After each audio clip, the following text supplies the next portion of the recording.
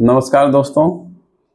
जैसा कि पिछली वीडियो में भी हम लोगों ने बात किया था कि नई वीडियो में फिर से हम कुछ नए पहलुओं के साथ बात करेंगे, नई चीज़ों पे बात करेंगे। तो आज हम देखेंगे कि कैसे ईश्वर को, भगवान को भी मदद की ज़रूरत पड़ती है, और इसी चीज़ को समझने की कोशिश करेंगे कि किस कॉन्टेक्स्ट में ये बातें हो रही हैं और क्या इसका संदर्भ है।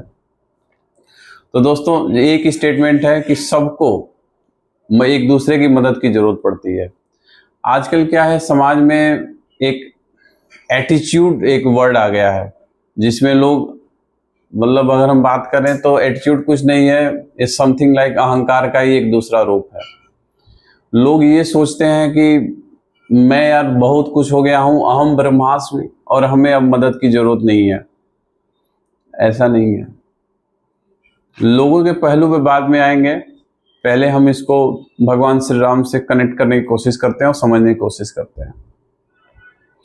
आप देखेंगे, अगर हम पूरी रामायण की कहानी देखें या पूरा उसका एनालिसिस करें तो आप देखेंगे कि भगवान राम ने केवट की मदद ली गंगा को पार करने में। भगवान राम ने सबरी की मदद ली किष्किंधा का रास्ता जानने में, यह अगला टारगेट क्या है। भगवान श्री राम ने सुग्रीव की मदद ली वानर सेना को संगठित करने में। हनुमान जी की मदद ली सीता जी का पता लगाने में, ब्ला ब्ला। इस तरह के सो मेनी एग्जाम्पल्स हैं। मैं मतलब एक ग्रंथ से एक उदाहरण ले रहा हूँ, हर ग्रंथ में इस तरह के उदाहरण मिल जाएंगे। मैं एक्चुअली क्या बताने की कोशिश कर रहा हूँ कि कभी भी कोई ये ना समझे कि इस ब्रह्मांड में जो भी पैदा हुआ है उसे किसी की मदद की जरूरत नहीं पड़ेगी। हमेशा पड़ती है। आज नहीं, जैसे कुछ लोग कुछ पैसे कमा लेते हैं, सोचते हैं कि अरे अहंकार से इतना भर जाते हैं, अरे मैं हमारे आगे तो कोई कुछ है ही नहीं। ऐसा कुछ नहीं है।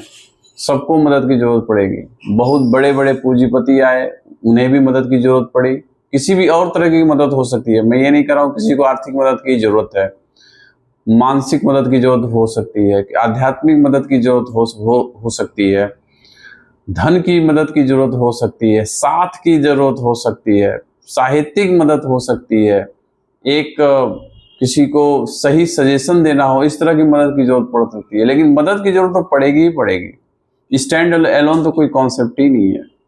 भगवान श्री राम बेशक इस चीज लीला कर रहे थे, लेकिन वो लीला करके यही बताने की कोशिश कर रहे हैं कि एक्चुअल मदद की जरूरत सबको पड़ेगी।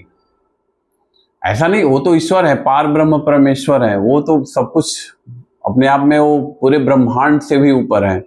लेकिन वो जीवन जीन के बताने की कोशिश कर रहे हैं कि मनुष्य का जीवन तभी आसान होगा जब वो अपने आसपास के लोगों से, अपने लोगों से मदद के लिए रहेगा। इस अहंकार में नहीं रहेगा कि मैं ही सब कुछ हूँ, अब मुझे किसी चीज की जरूरत नहीं है।